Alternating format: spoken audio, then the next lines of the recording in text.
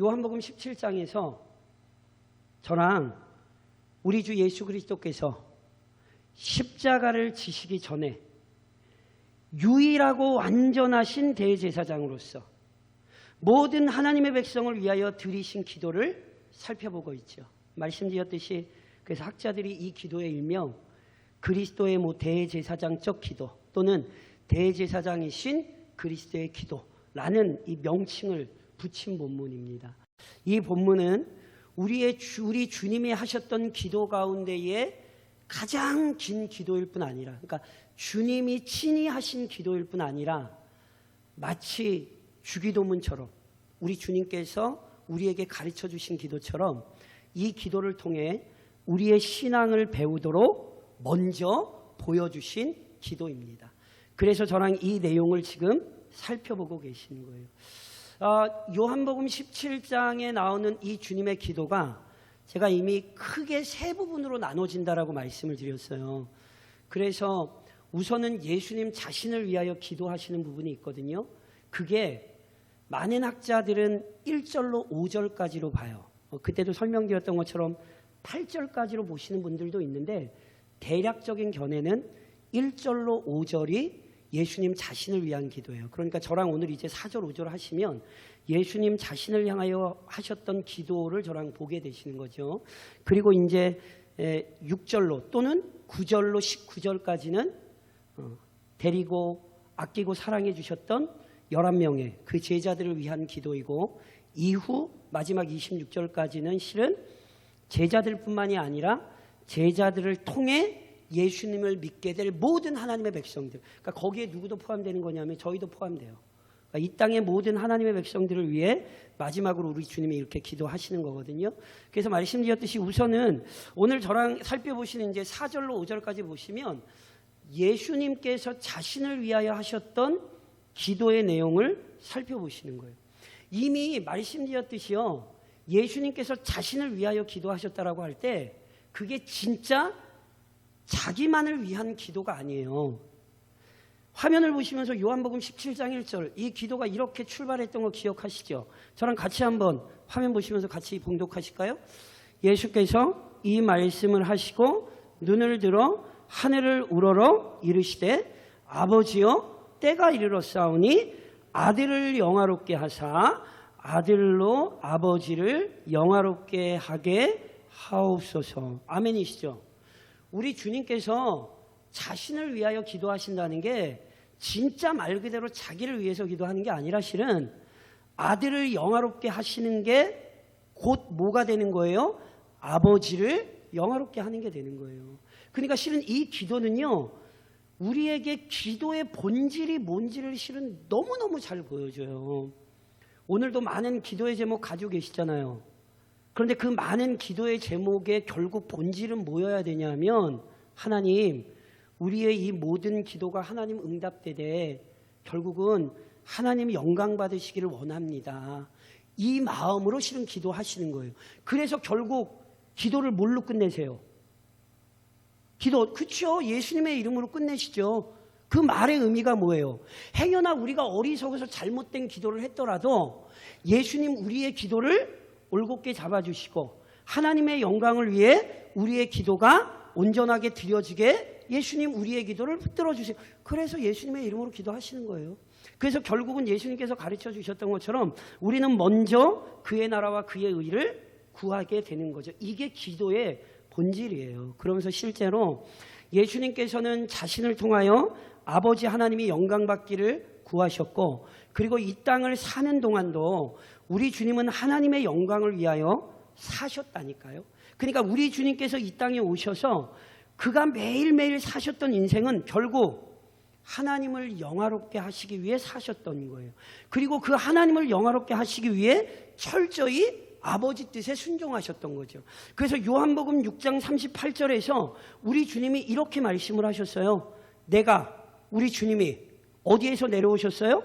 하늘에서 내려온 것은 보세요. 내 뜻을 행하려 함이 아니요, 우리 주님 마음대로 사시려고 이 땅에 내려오신 게 아니라 뭐하러 내려오신 거예요? 나를 보내신 이의 뜻을 행하려 함이라. 우리 주님의 삶이 어떤 삶이었는지를 기억하셔야 돼요. 그 하나님의 뜻을 행하여 하나님을 영화롭게 하시기 위해 이 땅에 오셨고 마지막 순간까지도 하나님을 영화롭게 하기 위한 기도를 우리 주님 드리고 계신 거예요. 그러면서 오늘 본문 4절에서도 분명히 우리 주님 이렇게 기도하셨다고요. 아버지께서 내게 하라고 주신 일을 내가 이루어. 우리 주님 이 땅에 오셔서 뭐 하셨어요? 아버지께서 하라고 주신 일을 이루신 거예요. 그래서 뭐 하셨어요? 아버지를 이 세상에서 영화롭게 하셨사오니. 하나님께 영광 돌리기 원합니다. 기도만 하신 게 아니라 이 땅에 내려오셔서 매일매일 사시며 하나님 뜻대로 순종하셔서 하나님께 영광 돌리는 삶을 사신 거죠. 그래서 우리 주님이 이미 뭐 하셨대요? 아버지께서 주신 일을 이루어 아버지를 영화롭게 하셨대요. 그러니까 보세요. 아직 이 일은 완성되지 않았어요. 왜냐하면 저랑 1절을 살펴보시면서 이미 제가 어떤 말씀을 드렸냐면 우리 주님께서 하나님을 영화롭게 하시는 가장 중요한 사건, 특별히 요한복음에서 하나님을 영화롭게 하는 가장 중요한 사건은 십자가 죽음이거든요. 그러니까 보세요. 아직 십자가 죽음은 이루어지지 않았어요. 이 기도 마치시고 요한복음 17장에 이 기도 마치시고 끌려가셔서 십자가에 죽임당하시는 거예요. 그리고 죽임당하시기만 하시나요? 아니에요. 우리 주님 부활하셨고요. 또 뭐 하셨어요? 승천하셨죠? 이게 다 뭐를 위한 거냐면 하나님의 영광을 위한 거예요. 그러니까 보세요. 아직 하나님을 영화롭게 하는 일이 다 완성되진 않았지만 우리 주님은 이미 하나님을 뭐 하셨냐면 영화롭게 하셨단 말이죠. 우리 주님은 이 기도 속에서 우리 주님이 이미 하나님을 영화롭게 하신 사실을 우리에게 밝히고 계신 거예요. 그러면 조금 더 나아가서 우리 주님께서 하나님을 어떻게 영화롭게 하셨는가? 우리 주님께서 어떻게 아직 십자가는 안 지시고 또 그 이후의 일들은 행하지 않으셨지만 십자가를 지시기 전에도 도대체 우리 주님이 어떻게 아버지 하나님을 영화롭게 하셨는가? 자, 저랑 몇 번 읽으셨던 구절인데 요한복음 1장 18절 아시죠? 이 굉장히 중요한 구절이에요. 특별히 요한복음에서 요한복음의 핵심을 다루고 있는 뭐 굉장히 중요한 구절이거든요. 그러니까 요한복음 하면 요한복음 3장 16절만 기억을 하실지 모르지만 아니에요. 굉장히 중요한 구절입니다. 저랑 한번 같이 한번 읽으시겠어요? 같이 시작. 본래 하나님을 본 사람이 없으되 아버지 품속에 있는 독생하신 하나님이 나타내셨느니라. 보세요. 우리 주님 이 땅에 왜 오셨어요? 요한복음 1장 18절에 따르면 아무도 하나님을 본 사람이 없는데 아무도 하나님을 본 사람이 없는 이 세상에 오셔서 우리 하나님을 나타내신 분, 그분이 누구예요? 예수님이에요.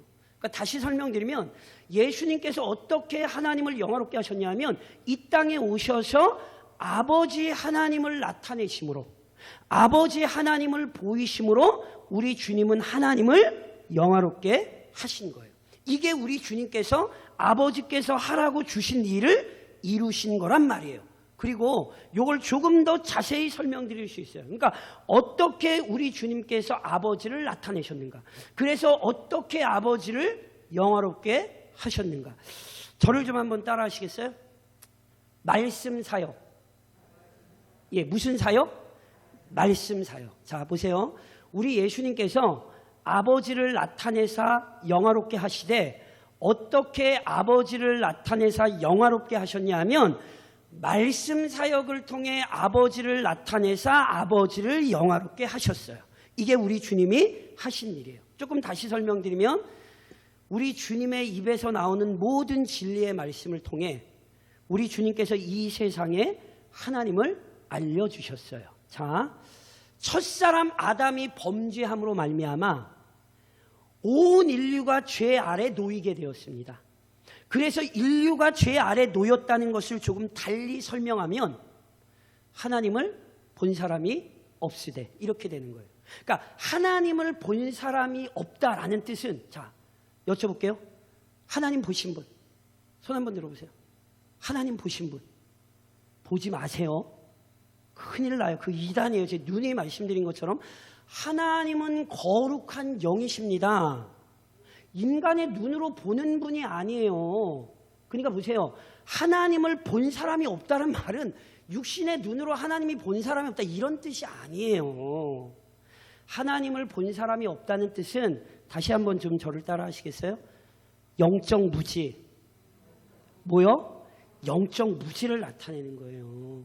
죄로 인해 인간이 죄 아래 사로잡힘으로 말미암아 인간은 철저히 영적으로 무지하며 무능력한 상태가 됐어요. 하나님을 알지도 못하며 하나님을 섬기지도 못해요. 이게 본래 하나님을 본 사람이 없다는 거예요. 그런데 그렇게 영적인 무지로 사로잡혀서 하나님이 어떤 분이신지도 모르고 하나님을 섬기지도 못하는 죄인들에게 우리 주님이 찾아오셔서 그의 말씀을 통하여 하나님이 어떤 분이신지 알려주셨을 뿐 아니라 그 하나님을 섬기는 법을 우리에게 깨우쳐 주셨죠. 그래서 요한복음에 보면요, 어느 날 예수님께서 잘 아시는 사건 있죠. 어느 날 우리 예수님께서 수가라는 동네에 가서요, 누굴 만나시죠? 사마리아 여인을 한 사람 만나세요. 이 여인은 성경의 모든 진술로 보면 실은 당시 사람들 편에서 보자면 가장 큰 죄인 중에 죄인이에요. 그런데 그 죄인 중에 죄인으로 여겨지는 여인을 우리 주님이 만나주시거든요. 그러면서 우리 주님이 그 여인 만나시면서 무슨 말씀을 하는지 아세요? 요한복음 4장 23절에 화면 보시면서 저랑 같이 한번 봉독하실까요? 이것도 잘 아시는 구절이잖아요. 그렇죠? 저랑 한번 같이 읽을게요. 아버지께 참되게 예배하는 자들은 영과 진리로 예배할 때가 오나니 곧 이때라. 아버지께서는 자기에게 이렇게 예배하는 자들을 찾으시느니라. 보세요. 아버지께 영과 진리로 예배해야 되거든요. 영과 진리로 아버지께 예배해야 되는데 그때가 언제냐면 곧 지금이에요. 그러니까 예수님과 이 여인이 만난 이때예요. 그러면서 우리 주님이 뭐라고 말씀하시냐면 아버지께 이렇게 영과 진리로 이렇게 예배하는 자들을 아버지가 뭐 하신대요? 찾으신대요. 찾으신다는 말씀이 뭔지 아세요? 예배 드릴 사람 모이십시오 이런 뜻 아니에요. 여기 찾으신다라는 말씀을 제가 조금 다른 말로 바꿔서 설명드리면 만들어내신다는 거예요. 모든 사람이 죄인이기 때문에 본래 하나님을 본 자가 없기 때문에 인간을 그 상태로 내버려두면 누구도 하나님을 알 수도 없고 누구도 하나님을 섬길 수 없어요. 그래서 하나님이 뭐 하신 거예요? 그 아들 예수 그리스도를 이 땅에 보내시는 거예요. 누가 보내시는 거예요? 아버지가 보내시는 거예요. 그래서 그 사랑을 알리시고 그 사랑 안으로 들어오게 하셔서 아버지 앞으로 나오게 하시는 거죠. 잘 들으셔야 돼요. 인간이 하나님을 찾아가는 게 아니에요. 하나님이 죄인을 찾아오시는 거예요. 그래서 죄인에게 구원의 은혜를 베푸신 이게 지금 이 구절이에요. 그래서 지금 이때라고 말씀하잖아요. 왜 이때예요? 하나님의 보내심을 받아 예수님께서 누구를 찾아오셨어요? 지금 이 수가성 여인을 찾아오셨잖아요. 지금 영과 진리로 너 지금 이제 예배해야 되는 때야. 왜냐하면 아버지께서 나를 통하여 너를 지금 찾으셨어. 우리 주님 지금 이 말씀하시는 거예요. 그래서 이 말씀 속에서 도대체 하나님께서 얼마나 위대한 분이시며 얼마나 죄인을 사랑하시는지가 밝히 드러나죠. 사랑하는 성도 여러분, 지금도 기억하셔야 돼요. 우리의 열심이 구원의 열매를 맺는 게 아니에요. 우리의 열심 이전에 지금도 영과 진리로 예배하는 자들을 찾으시는 하나님이 계시다니까요. 설교가 뭔지 아세요? 설교는 그 하나님을 알려드리는 거예요. 복음 전도란 다른 게 아니라 지금도 찾으시는 하나님을 보여주는 거예요. 이게 복음 전도예요. 우리 주님께서 말씀 사역을 통하여 하나님을 나타내셨고 하나님을 영화롭게 하신 거예요. 더 나아가 다시 한번 저를 따라 하시겠어요? 행위 사역. 뭐라고요? 행위 사역. 예수님께서요, 말씀 사역, 즉 그 입에서 나오는 말씀을 통하여 하나님을 나타내서 하나님을 영화롭게 하신 동시에 예수님께서는 그의 모든 삶의 행위를 통하여 하나님을 나타내셨고 하나님을 영화롭게 하셨어요. 그래서 또 요한복음에 제가 예를 하나 들어드릴까요? 잘 아시는 것처럼 예수님께서 사랑하시는 대표적인 사람 중에 한 사람이 누구냐면 나사로였어요. 성경이 그렇게 표현해요. 마르다와 마리아가 자기 오라비 나사로가 병들었을 때 예수님한테 사람을 보내죠. 그러면서 예수님한테 사람을 보내면서 나사로를 어떤 사람이라고 설명한 줄 아세요? 주께서 사랑하시는 자가 병들었나이다. 주께서 사랑하시는 자가 병듭니까? 안 됩니까? 주께서 사랑하는 자가 아픕니까? 안 아픕니까? 주께서 사랑하시면 병 안 들어요? 그렇게 생각하시면 안 돼요. 이제 눈이 말씀드리는 것처럼 주께서 사랑하시는 자가 병들었나이다. 심지어 어느 정도로 병들었죠? 죽었잖아요. 그러니까 잘 생각하셔야 돼요. 주께서 사랑하시면 나는 병들면 안 돼. 이렇게 생각하시면 안 돼요. 주께서 끔찍히 아끼셨는데 병이 들었다니까요. 그래서 우리 주님이 병든 것만 그냥 내버려 두신 거 아니라 아시죠? 죽을 때까지 기다리셨어요. 그러면 죽고 나서 찾아가셨어요. 왜 죽고 나서 찾아가셨죠? 다 아시죠? 살리시려고. 그래서 뭘 보이셨냐 하면 우리 주님이 생명의 주인이라는 사실을 그 사건 속에서 보이시는 거예요. 근데 우리 주님만 보이신 게 아니에요. 우리 주님께서요, 나사로 살리러 가셨잖아요. 그래서 나사로 살리러 가셔서 무덤 앞까지 가세요. 그리고는 뭐라고 얘기하냐면 무덤 앞에 있는 돌 치워 그러셨다고요. 그랬더니 마르다가 말려요. 예수님 왜 이러세요? 죽어서 냄새가 나요. 예수님 제가 마음은 알겠는데 예수님 그만두세요. 왜 이러세요? 그때 우리 예수님이 뭐라고 말씀하신 줄 아세요? 요한복음 11장 40절에 저랑 한번 화면 보시면서 같이 읽으시겠어요? 요한복음 11장 40절에 우리 주님이 이렇게 말씀하세요. 같이 읽겠습니다.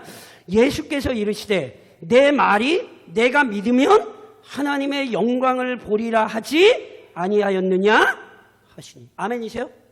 우리 주님이 지금 그 행하시는 일을 통해 뭘 보여주시는 거예요? 내 말이 내가 믿으면 뭘 본다고요? 하나님의 영광을 보리라. 우리 주님이 행하시는 일이 곧 뭘 나타내는 거예요? 하나님이 어떤 분이신가를 나타내는 것이고 하나님을 영화롭게 하시는 거라니까요. 나사로 살린 것만이 아니에요. 제가 이미 말씀드렸던 것처럼 십자가는 하나님을 가장 잘 보여주는 사건 중에 하나예요. 십자가에서 뭐가 드러나요? 잘 아시잖아요. 하나님이 세상을 이처럼 사랑하사 독생자를 뭐 하셨어요? 죽이셨잖아요. 그게 십자가잖아요. 하나님이 얼마나 우리를 사랑하셨으면 자기 아들을 죽이셨겠냔 말이에요. 그럼 하나님이 우리를 사랑하시는 것만 십자가가 보여줘요? 아니에요. 죄는 예수가 죽어야 되는 거예요. 그건 죄가 얼마나 끔찍한지를 보여줘요. 죄는 대충 넘어갈 수 있는 문제가 아니에요. 예수가 죽지 않으면 죄는 해결 안 돼요. 사랑하는 성도 여러분, 성도들이 죄를 가볍게 생각하면 안 돼요. 죄는 예수가 죽어야 되는 문제였어요. 하나님이 죄를 미워하시고 죄를 해결하시려고 예수를 죽이셨다니까요. 그러니 하나님이 얼마나 거룩하시며 하나님이 얼마나 죄를 미워하시는지 십자가가 우리에게 정확히 보여주죠. 이처럼 예수님께서는 말씀만이 아니에요. 그가 이 땅에서 행하셨던 모든 일들을 통해 아버지를 나타내셨고 그래서 뭐 하셨어요? 아버지를 영화롭게 하신 거예요. 그럼 보세요. 예수님께서 말씀을 통해 그의 삶을 통해 아버지를 나타내시고 아버지를 영화롭게 하셨어요. 그럼 그 결과가 뭐예요? 그 결과가 5절이에요. 저랑 화면 보시면서 5절을 다시 한번 몽독하실까요? 같이 읽겠습니다. 아버지여 창세전에 내가 아버지와 함께 가졌던 영화로서 지금도 아버지와 함께 나를 영화롭게 하옵소서. 이 구절을 잘 기억하셔야 돼요. 보세요. 이 구절을 보면 분명히 우리 예수님 어떤 분이시냐면 창세전에 아버지 성부 하나님과 함께 영화로우셨던 분입니다. 저랑 이미 살펴보셨죠? 요한복음 자체가 어떻게 시작된다고요? 요한복음 1장 1절 같이 화면 보시면서 요한복음이 굉장히 영광스러워요. 저랑 요한복음 1장 1절 같이 읽겠습니다. 태초에 말씀이 계시니라 이 말씀이 하나님과 함께 계셨으니 이 말씀은 곧 하나님이시니라. 여기 말씀이 누구라고요? 그 말씀이 하나님이신데 여기 얘기한 말씀이 누구예요? 그렇죠? 예수님 성자. 태초에 말씀이 계시니라 성자를 얘기하는 거예요. 이 말씀 성자가 누구와 함께 계셨어요? 하나님과 함께 계셨으니 성부와 함께 계셨으니 이 말씀 성자가 곧 하나님이라 이런 뜻이라고요. 그러니까 보세요. 원래 우리 주님은 하나님이시라니까요. 아멘이세요? 그러니까 하나님의 영광을 가지신 분인데 하나님과 동등하신 분인데 그분이 잠시 하나님의 뜻을 위하여 뭐가 되신 거예요? 인간이 되신 거죠. 이게 성육신교리라니까요. 지난 시간에 제가 설명드렸죠. 하나님께서 보내신 자, 하나님께서 보내신 자라는 의미 중에 제가 두 번째로 말씀드렸죠. 성육신이에요. 그리스도께서 우리를 위하여 실제로 인간이 되셨어요. 다음 달 무슨 달? 다음 달 무슨 달? 제 말이 이상하네. 11월 마지막 주부터 잘 아시는 것처럼 대림절, 대강절이 시작이 되죠. 12월 25일 무슨 날? 성탄절. 어떤 날입니까? 예수님께서 성육신, 진짜로 인간이 되어 우리 가운데 오신 것을 우리가 기념하는 절기가 성탄절이잖아요. 그러니까 보세요. 예수님은 원래 실제로 하나님이셨는데 우리를 위하여 실제로 잠깐 인간이 되신 거예요. 그런데 인간이 되셨다라고 할 때 하나님이십니까? 안 하나님이십니까? 그러니까 이걸 혼동하시면 안 돼요. 보세요. 빌립보서 2장 6절로 7절에 보면 역시 잘 아시는 이런 말씀이 있죠. 그는 근본 하나님의 본체시나. 그가 누구예요? 예수님이에요. 근본 하나님의 본체시나 하나님과 동등하신 분이나. 그래서 이렇게 설명이 돼요. 하나님과 동등됨을 취할 것으로 여기지 아니하시고, 하나님과 동등하신 분인데 하나님과 동등하게 계속 있을 것으로 우리 주님이 우기지 않으셨다는 뜻이에요. 우리 주님이 하나님과 동등한 권위를 계속 부여잡고 계셨던 것이 아니라 놀랍게 오히려 뭐 하셨어요? 자기를 비워 종의 형체를 가지사 사람들과 같이 되셨죠. 근데 여기 주목하셔야 될 건 자기를 비웠다는 구절이에요. 여기 자기를 비웠다는 게 우리 예수님께서 인간이 되시면서 하나님이시기를 포기하셨습니까? 안 하셨습니까? 포기는 배추 셀 때 그걸 포기라 그러고요. 잘 기억하셔야 돼요. 이게 교회 안에서도 종종 이런 메시지를 던지는 사람들이 있는데 그래서 잘 기억하셔야 돼요. 우리 주님이 인간이 되실 때 하나님의 신성을 포기한 것입니까? 안 한 것입니까? 제가 말씀드렸죠. 배추 셀 때 포기를 하셔야 되고 포기 안 하셨어요. 그렇게 가면 큰일 나요. 영원하신 하나님께서 하나님이기를 포기하신 것이 아니에요. 그렇게 되면 큰일 나요. 이단이에요 그거. 우리 예수님이 하나님이시기를 포기하신 것이 아니라 그 신적 권능을 가리우신 거예요. 이걸 비어라는 말로 표현한 거예요. 그래서 보세요. 예수님께서 이 땅에 계실 때 하나님으로서의 영광 나타내셨어요? 안 나타내셨어요? 나타내셨죠. 그렇죠. 아니 하나님이기를 포기하셨으면 어떻게 하나님으로서의 영광을 나타내서, 예를 들면 변화산에 올라가셔서 베드로와 야고보와 요한 앞에서 그 형체가 변화되셨죠?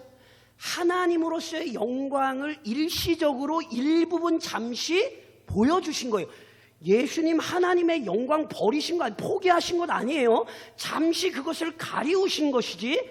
또 예를 들면 예수님께서 무리를 걸었습니까? 안 걸었습니까? 믿으세요? 제가 아는 목사가, 저희 선배가 예수가 무리 안 길었다고 우겼어요. 청년들을 그렇게 가르쳤어요. 근데 자유주의 신학자들이 실제로 그렇게 얘기했어요.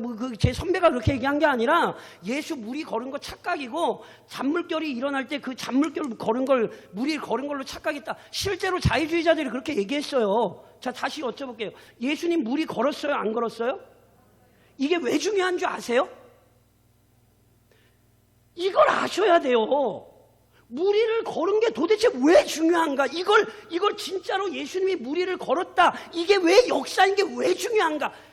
긴 열전에 나온다 이런 얘기 하는 거 아니에요. 원래 사람이 무리를 걸을 수 있습니까? 없습니까? 있죠. 한 발 빠지기 전에 한 발 내딛고 한 발 빠지기 전에 한 발 내딛고 이러면 걷긴 걸어요. 근데 우린 안 되죠. 무리를 걸은 건 구약 성경에 보면 하나님을 나타내는 대표적인 표현이에요. 하나님이 물을 다스리시고 물을 제압하시며 무리의 자기 누각의 날개를 펼치시고 거대한 뱀 리워야단을 죽이시고, 그러니까 구약 성경이 하나님을 설명할 때 하나님이 어떤 분이시냐, 물을 밟으시는 분이에요. 그러니까 예수님이 무리를 걸었다는 게 뭔지 알아요? 뭔지 아시겠어요?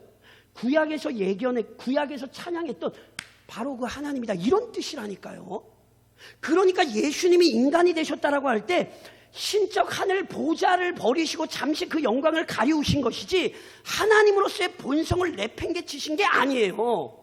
그러니까 보세요. 그러면 여기서 그래서 이 기도를 보셔야 돼요. 자, 우리 예수님 지금 이 기도할 때도 가리우시긴 하셨지만 그분은 영광스러우신 분입니까? 안 영광스러우신 분입니까?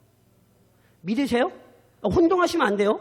그분은 비록 인간으로 계시나 그분은 신성을 가리우신 것뿐이지 그분은 지금도 영광스러우신 분이란 말이에요. 그러면 이렇게 기도하실 필요가 있겠어요, 없겠어요? 하나님, 창세 전에 가졌던 영화로서 나를 영화롭게 하옵소서. 이해하시겠어요? 그분 원래 영화로우세요, 안 영화로우세요? 그런데 왜 이렇게 기도를 하시냔 말이에요. 이걸 이해하셔야 돼요. 보세요. 이 기도는 그래서 우리에게 너무너무 중요한 관점을 알려줘요. 예수님께서는 이 기도를 통해 뭘 지금 우리에게 설명하시는 거냐면 하나님께서 맡기신 사역을 감당한 결과가 얼마나 영광스러우신지를 우리에게 알려주는 거예요. 예수님은 본래 영광스러운 분이에요. 그런데 그 예수님께서 이 모든 것을 마쳤으니 예전의 영화로서 나를 영광스럽게 하옵소서라고 기도하심으로써 오늘 이 땅에서 하나님을 영화롭게 하는 자가 누리는 그 영광스러운 결과를 우리에게 기억하게 하시는 거라고요. 이런 사건은 많아요. 저랑 여름에 누가복음 살펴보셨는데 누가복음 9장 51절에 이런 말씀이 있었어요. 예수께서 승천하실 기약이 차감해, 승천 하나님 나라 우편에 오르시는 것, 승천하실 기약이 차감해 예루살렘을 향하여 올라가기로 굳게 결심하시고. 예수님이 지금 예루살렘 왜 올라가는지 아세요? 십자가지로 올라가세요. 근데 예수님이 십자가지로 올라가시는 것을 뭐라고 표현하냐면 승천하실 기약이 차감해. 예수님은 지금 죽음만 보고 계신 게 아니에요. 뭘 보고 계신 거예요? 죽음 이후에 부활과 승천의 영광스러움을 보고 계신 거예요. 예수님이 우리와 똑같은 인간이시나 그가 이 땅에서 그 모든 고난을 참고 인내하셨던 중요한 이유는 그분은 이 모든 고난 뒤에 영광스러운 하늘이 있음을 보셨기 때문이라니까요. 예수님이 이러한 삶을 사셨고 이렇게 기도하심으로써 오늘 우리를 가르치는 거예요. 봐라, 하나님의 영광스러움을 감당한 자에게 참으로 영광스러운 결과가 주어질 것이다. 그리고 우리 주님 기도하신 대로 됐어요, 안 됐어요? 되셨잖아요. 그러니 오늘 우리 주님을 기억하며 이 땅에서 하나님을 영화롭게 하는 자들에게 영광스러운 상급이 있겠습니까, 없겠습니까? 그 믿음을 가지고 사셔야 된다니까요. 그래서 제가 오전에도 말씀드렸던 것처럼 우리는 오직 하나님께 영광 돌리기 위해 우리 자신도 소중하게 생각할 줄 알고요, 교회도 소중하게 생각할 줄 아는 거예요. 하나님의 영광을 위하여 부르셨으니 우리는 그 영광을 위하여 오늘을 힘써 살아가는 거죠. 그리고 그러기 위해 본문에서 보면 필요한 게 있어요. 저를 좀 한번 따라 하시겠어요? 능력을 강구. 뭐요? 능력을 강구하셔야 돼요. 하나님의 영광을 위해 살고 싶으세요? 그렇죠. 좀 아멘을 좀 크게 하시면 좋은데 박자를 좀 맞춰서 제가 다시 한번 하나님의 영광을 위해 살고 싶으세요? 예, 아멘. 그럼 뭐 하셔야 되는 줄 아세요? 예, 우선 능력을 강구하시라고요. 우리 주님께서 오늘 기도에서 이런 기도를 하셨어요. 아버지를 이 세상에서 영화롭게 하였사오니. 아버지를 어디에서 영화롭게 했대요? 이 세상에서. 근데 이 세상이 어떤 세상인데요? 요한복음 1장 10절로 11절에 보면 이 세상이 이렇게 표현되어 있어요. 그가 세상에 계셨으며 세상은 그로 말미암아 지은 바 되었으되 세상이 그를 알지 못하였고 자기 땅에 오매 자기 백성이 영접하지 아니하였으나. 이 세상이 어떤 세상이에요? 우리 주님을 부인하고 우리 주님을 대적하고 심지어 우리 주님을 십자가에 못 박아 죽인 세상이에요. 그런데 이 세상 속에서 우리 주님 어떻게 사셨어요? 하나님의 영광을 위해 사셨어요. 사랑하는 성도 여러분, 예수를 죽인 세상이 오늘 우리가 사는 세상이에요. 제가 지금 마음속에 간절히 기도하면서 좀 생각하는 게 몇 가지 있는데요. 교회학교와 또 교회와 관련해서, 내년 예배와도 관련해서 타락한 문화가 지금 조국 사회를 지배하고 있어요. 헬로윈이라는 게 뭔지도 모르고 그걸 마치 어떤 문화인 줄 알고 그 영적으로 보면 정말 사탄의 간계가 깊이 물든 그 문화를 그냥 문화라고 즐긴다는 거예요. 교회는 이러시면 안 돼요. 이게 이 세상이에요. 그러니까 이 세상에서 뭐 하셔야 되는지 아세요? 하나님의 영광을 위해 살기 위해 그 능력을 간구하셔야 된다니까요. 요한복음 16장 33절에 보면 그래서 우리 주님이 이렇게 말씀하셨어요. 세상에서는 어떤 세상? 우리가 살고 있는 이 세상에서 너희가 환난을 당하나 뭐 하라고요? 담대하래요. 왜요? 세상을 이기었노라. 이게 무슨 얘기인지 아시겠어요? 먼저 이 세상 속에서 하나님의 영광을 위하여 살며 이 세상을 이기셨던 우리 주님께서 지금도 이 세상에서 하나님께 영광 돌리기 위해 사는 모든 성도에게 능력을 공급하시는 거예요. 우리 주님 하나님 보좌 우편에서 이 땅에 그의 교회를 위하여 기도하고 계신다고요. 그래서 하나님의 영광을 위해 살기 위해 이 세상에서 그 사명 감당하려면 능력 강구하셔야 돼요. 그래서 그 능력 부여받아 그 능력으로 사셔야 돼요. 그렇지 않으면 이 세상에서 하나님 영광 돌릴 수 없어요. 동시에 한 번만 더 따라 하시겠어요? 상급을 소망. 뭐라고요? 하나님께 영광 돌리며 사시려면요 상급 소망하셔야 돼요. 목사님 저는 괜찮아요. 그냥 이렇게 사는 것도 복돼요. 겸손하신 거 아니에요? 예수님도 이 땅에서 충성되게 하나님 앞에 사시며 뭘 기대하셨어요? 하나님께서 부여하실 영광을 우리 주님도 바라보셨어요. 예수님도 이 땅을 살면서 그걸 바라봤다면 오늘 우리는 당연히 바라봐야죠. 그리고 하나님께서 그렇게 질서를 정하셨어요. 왜요? 쉽게 설명드려요. 제가 오늘 예배 끝나고 뭐가 먹고 싶으세요? 지갑을 안 가져왔네. 제가 오늘 예배 끝나면 맛있는 거 사드리겠다 그랬으면 아마 오늘 예배에 우리 성도들이 좀 뭐한 얘기나 더 오지 않았을까요? 우리의 본성이 그래요. 우리는 수고하고 애쓰나 연약해서 하나님께서 상 주신다는 사실을 알아야 실은 더 열심을 내요. 그게 우리예요. 외면하지 마세요. 그래서 그건 하나님의 상급을 바라보는 건 나쁜 것도 아니고요. 그건 지혜로운 거예요. 그래서 우리 믿음의 선배들이 오늘 이 땅을 어떻게 살았는지 아세요? 예수님처럼 어떻게 살았는지 아세요? 바울 선생님이 죽음을 직감하고서 디모데후서를 쓰실 때 디모데후서 4장에서 이런 고백을 했죠. 저랑 화면 보시면서 같이 한번 봉독하시겠어요? 같이 읽겠습니다. 나는 선한 싸움을 싸우고 달려갈 길을 마치고 믿음을 지켰으니 이제 후로는 나를 위하여 의의 면류관이 예비되었으므로 주 곧 의로우신 재판장이 그날에 내게 주실 것이며 내게만 아니라 주의 나타나심을 사모하는 모든 자에게 도니라. 아멘이세요? 예수님이 바라보셨던 것처럼 믿음의 선배 바울이 바라보고 살았어요. 이 선한 싸움 끝나고 있을 의의 면류관 바라보고 살았고 자신만이 아니라 똑같은 믿음을 가진 자들에게 의의 면류관이 주어질 것이다. 선포했어요. 오늘 지혜로운 성도는 하나님께 영광 돌리며 살기 위해 실은 그 상급을 소망하셔야 돼요. 그래야 때로 눈물을 흘리면서도 다시 힘을 내실 수 있고요. 큰 어려움 중에서도 낭망하지 않으실 수 있는 거예요. 이것이 오늘 우리에게 예수님께서 기도를 통해 우리에게 가르치시는 거예요. 그러니 이번 한 주간도 악하고 부패한 문화가 판치는 이 세상 속에서 하나님께 영광 돌리기 위해 능력을 강구하시고 상급을 소망하시며 믿음의 자리를 지키시기를 우리보다 먼저 믿음으로 사셨던 주님의 이름으로 권면드립니다.